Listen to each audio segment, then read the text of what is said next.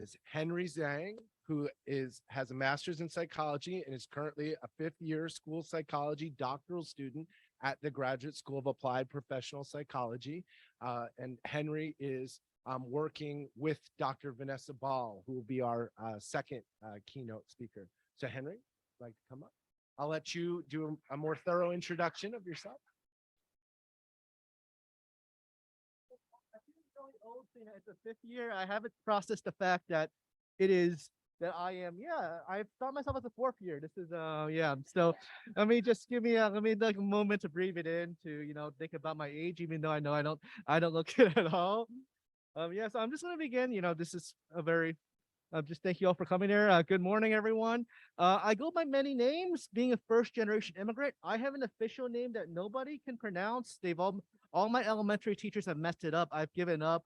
Even my mom and my grandma don't call me by name anymore. And if someone calls me that, I'm just like, takes me like 3 seconds, and I realize, oh, they're talking to me, right? So that's a. I'm also a class clown, like get away with it. So I've gotten some of the names are blatantly inappropriate for saying. So just for convenience, we'll just stick with Henry. Neurodiversity through the form of autism and very severe ADHD has given me many blessings, and since it's neurodiversity, even more challenges. Autistic folks are known to be a little more repetitive and a little more fixated on things than most. And while there's definitely some truth to that, I've somehow managed to wear many hats in this life. I've worked as a bilingual school psychologist in New York City for 2 years, certified in Mandarin and Cantonese. If you read between the lines, that means I've sat on both ends of the assessment table. I'm a freelance programmer for other psychologists, which I'll get into later, how that came about. As a first-generation immigrant, I am the first person in my family to go to school in this country, let alone get a doctorate here. As someone who used to compete in submission grappling, I've got a few medals in intermediate vision. And living in a community where innocent people are under violent assault every day, I became the first volunteer to train fellow Asian Americans in New York City how to defend themselves. I'm also moving to my doctoral internship next month to complete my school psychology doctoral program's final year, with today being my final day on campus. Right. Well, at least it was supposed to be, but with the really severe ADHD, even with the meds, I'm not the most organized with certain things. I miscalculated how much I need to bring back. So yeah, I'm gonna need to be back on campus. There's a lot of things I managed to pull off despite some uneven odds, but adulting is still not one of them. But with common mishaps aside, I know that there's many people in this room today, people who are listening to this speech today, who may have already heard my story. You may have seen me on the news on ABC7, who may believe, likely with the best of intentions, that I'm standing here today, despite being autistic, despite having ADHD, despite being neurodiverse. And I can't blame you if you do. I know that because until somebody showed me the light, I used to believe that too. And I'm hoping by the end of today's story that, we kind of we think a little differently. Over a decade ago, I had somebody close to me, partially because of her parents' belief, told me that I had no future, that I'd always be a terrible role model because I was autistic, because I was ADHD. You got me angry to the point where, looking back, there were moments where I could have thrown myself away, gotten myself institutionalized, some kind of self-fulfilling prophecy. One of the reasons why that wasn't the case was because a man named Brandon Levi gave me a place to train martial arts for free in exchange for some volunteer work. I was just very good at computer editing, so I helped him out. Give me a place to train. And in a way, he inadvertently saved my life because he gave me a place to manage my feelings of very intense rage that I would not be able to verbalize at all until many years later. I spent many years of my life making sure nobody knew I was autistic because I thought, wow, if someone I knew intimately could discount my humanity that easily, how easily could my achievements that I worked so hard be discredited? How easily could at least me lose my job? How easily could I lose my friends? During those years, I worked in early intervention. I've worked as a school psychologist, and I would hear parents, particularly from immigrant communities like the ones that I come from, say these things not just about autism, but any form of neurodivergence as if some kind of life sentence, some kind of death sentence. I know where it comes from. There are many places in this world, many timelines, eras where mental illness and neurodivergence usually meant institutionalization. There are families who also sacrifice a lot to move here. Money, time, their community, their friends, with hopes that their children will have a better dream, a better future and then question whether their hopes and dreams will still become reality as they hear this news. My understanding didn't stop me from living in fear for many years as a professional.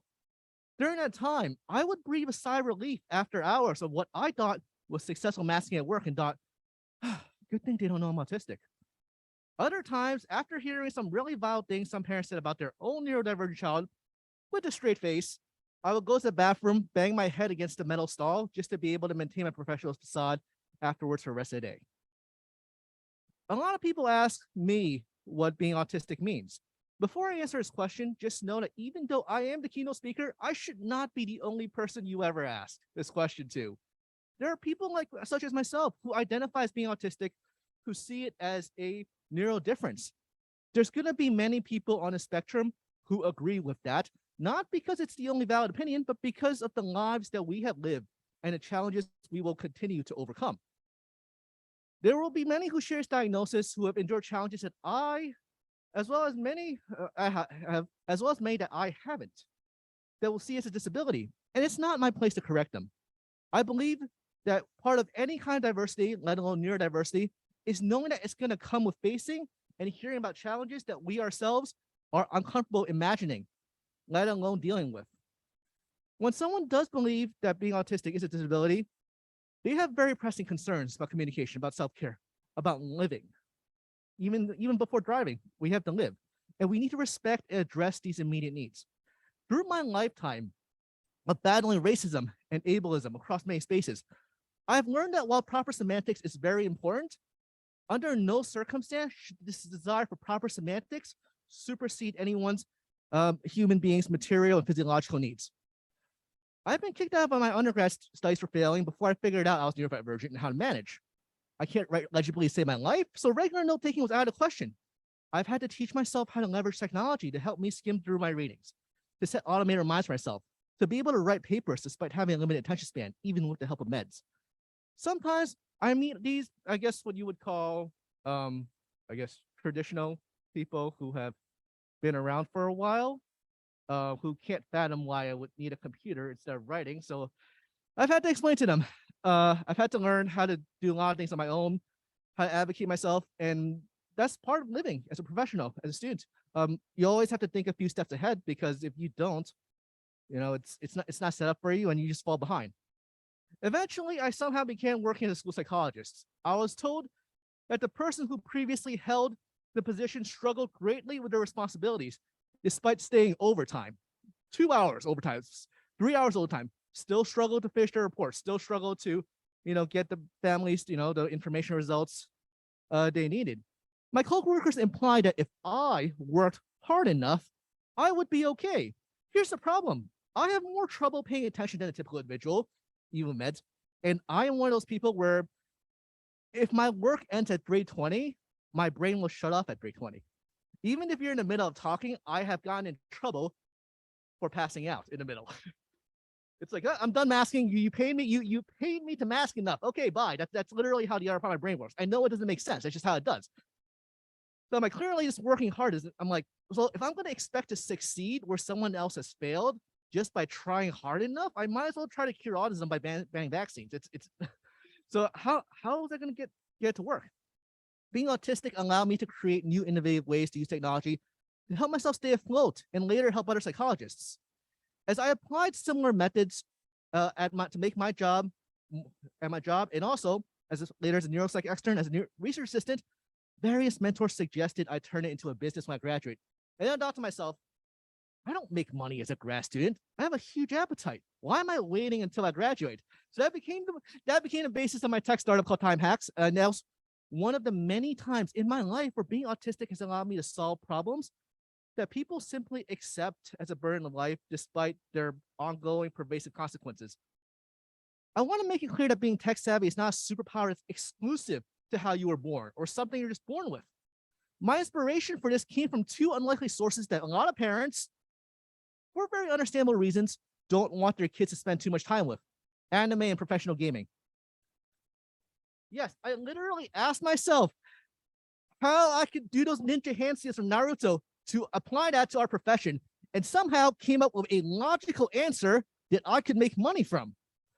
And of course, for professional gaming, there were two genres that use a mouse and keyboard, just like many of our jobs: first-person shooters and real-time strategy games. However, if you watch real-time professional gamers play the latter, the real-time strategy games, you'll notice that even though you would intuitively use a mouse to click and tell tell them what to build and where to move, the professional gamers rarely use their mouse. Why? It's more efficient because you don't need your eyes to scan the screen. Your keys are always the same place, so you just memorize it, and you end up in a scenario where you can things that would take 10 seconds, half a minute, can be accomplished in a blink of an eye. I asked myself, if people can apply that level of efficiency to winning a game, to winning a tournament, to getting prize money, why can't we apply this level of efficiency, a commitment, to a profession where people's futures are at stake? By answering this question and generalizing similar methods to our profession, despite the stereotype that autistic people can't generalize, I gave school psychologists the means to accomplish tasks that took minutes within a blink of an eye, things that take days within hours. I hope that, and of course, it's something that I'm still continuing to revise. It's right, and I'm hoping that we as a society continue to take inspiration from unlikely sources to achieve goals that we've been continuing to strive for. Now, kind of a question. I know you've heard the sentiment before. How many of you have heard this? Don't let autism define you. Raise your hand. You've heard people say it. Come on, you might have said it yourself. It's cool. It happens. It's a very strange thing. When they ask me that question, like, oh, do you let it define you or don't let it define you? Because at no point in my life have I ever had a choice determine whether being autistic defines me. The only choice I've ever had was determining how being autistic defined me. These are very facts that will dictate how I approach my goals, my responsibilities. They're not going to change regardless of someone's opinion. They're not going to change regardless of who closes their eyes to our difficult reality. It's important we realize that just like how nobody wins by succumbing to uneven odds, nobody is going to win by ignoring the facts either. Of course, being autistic in my professional life managed to be less complicated than being autistic in my personal life. When a girl says, I only like you as a friend, most people know, okay, she's not interested, move on. I know that now as an adult, but the teenage version of me thought, oh, well, if I keep following her around more, maybe she'll eventually like me as more than a friend, right? You level up and whatnot.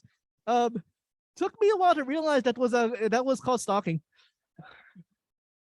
So that is not to say that being on the spectrum makes people naive. Being on the spectrum as a child who was naive turned me into an adult on the spectrum who's quite distrustful and almost paranoid. Nowadays, I trust people who believe vaccines cause autism more than someone who says this open house isn't going to affect our admissions decision. When I was younger, I was very convinced that being in a romantic relationship was not for me. When I actually began dating, I was like, wait, this is another human being that requires constant attention, is annoyed when I engage in my preferred activities, like, why are you trying to still come to me? Thinks I'm weird when I talk about my interests. Makes me guess what they actually want. And then they ask me to be honest, but not that honest. It's like, I'm very confused. I should have, that meme with the old white lady trying to do math in the head and, with the shapes.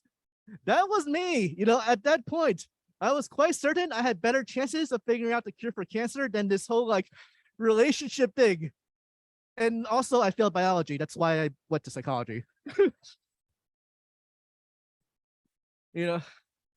As of today, I am somehow in the love of my life for 10 years. Her name is Antonietta. First in her family to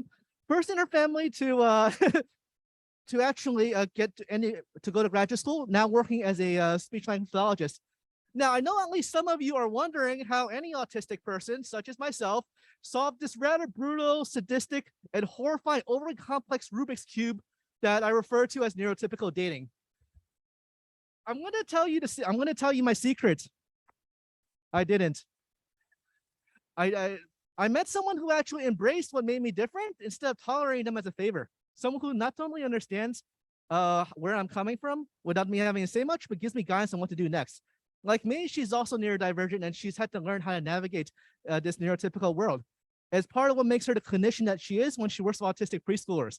Part of why we understand each other. At RCAS, when I was working here, we would tell our clients that relationships such as friendships and dating, it is a choice. And with that, we have to also give consideration about who and what is appropriate for autistic folks, instead of just thinking about how to make autistic folks appropriate for other people. And Tony and I, we've had many interesting experiences, also interesting conversations, such as whether it's preferable to be called autistic or person with autism. The interesting part isn't the answer we come up with, because we never come up with one. The interesting part is the process. You may wonder how two well-spoken individuals with graduate degrees with our experiences manage to struggle coming up with an answer. That's because when we have a neurodiverse status with overall 15% employment rate, while other stats that Dr. Bao is more than familiar with will probably bring up, and we're living as Asian Americans in New York City who could get killed at any moment, we've come to the conclusion that it's better to make sure our house isn't on fire than with the worst of name our doormat. During my times in various spaces, whether it's conferences or parent workshops, I hear parents asking, how can I get my autistic child or that autistic grown adult who still somehow refers to my child to socialize? And they're looking for some secret to get an autistic person to socialize. And once they find out I'm autistic, they'll say, you don't look autistic, but I don't know what that looks like at all. I still don't. Or they think I have like that secret of socializing. You could probably figure out what my secret of socializing is. I actually don't do that. I don't socialize for the sake of socializing. I simply participate in activities, martial arts training, competing, making videos, volunteering to protect vulnerable individuals, going to class, going to work, going to externship, and happening to make friends with people with similar interests. That's where I learn most of my social skills from, because my focus isn't to socialize, it's to get the job done, or in this case, take the free food, without making people awkward, without making people. So it happens that what does it require? Good enough social skills so that I can help myself. I can take your food without creeping you out, or because that's something very concrete to me, as opposed to socializing for the sake of socializing. It's something I still don't understand, even as I'm about to get my doctorate degree in psychology of all things.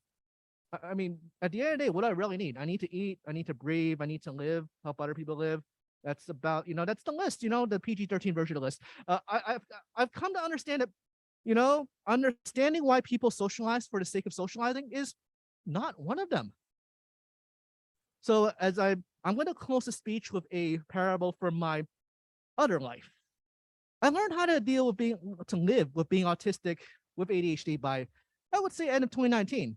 Now, my fiance disagrees with that because my ADLs are horrible. I mean, she still has to remind me to flush the toilet and zip up my fly, but at least I was doing well in school. I had my own tech business. I was engaged to her, so yay. By then, I thought it'd be like some happily ever after. Unfortunately, during the early days of COVID-19, Asian Americans in New York City saw its first surge of violent attacks against them. The people who experienced some rather overt racism were not just random people I saw on the news. They were people I went to school with at the time. One of them was my own fiance. There were also people I would hope would shield us from racism and stand up to it, and they would only subject us to more. These were not just random people on the internet. They were people I once considered colleagues.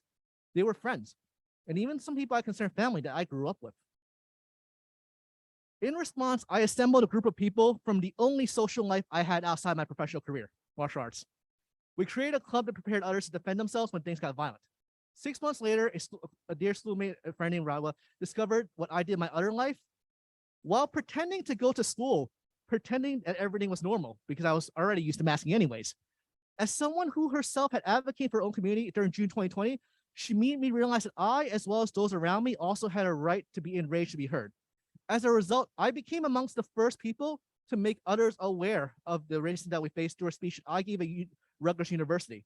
Not only did the speech give other Asian Americans the means to come forward about their experiences, it also encouraged many new people to join this new club, and most of them are women. Nowadays, these victims are in our subways, watching over our elderly, making sure they don't become the next victim, next statistic. They are individuals in rallies training the vulnerable, how to defend themselves, and to live in the event that they cannot run away. To date, because of our training, there are at least 30 people who have avoided being hospitalized or even worse. As I was preparing the speech last night, I was also commending someone I trained for spotting an individual with a concealed blade looking for targets in Chinatown for doing her part in preventing further harm that same night, last night. That same speech I made at the end of October 2020 was also the first time I told anybody on such a large stage I was autistic. Afterwards, many told me that they were shocked how far I had come and how much I had done despite being autistic. When my fiance heard this, she told me, "Henry, you didn't do this despite being autistic. You pulled it off because you're autistic. A neurotypical would have cared too much about what was socially appropriate instead of what was right, instead of what was needed."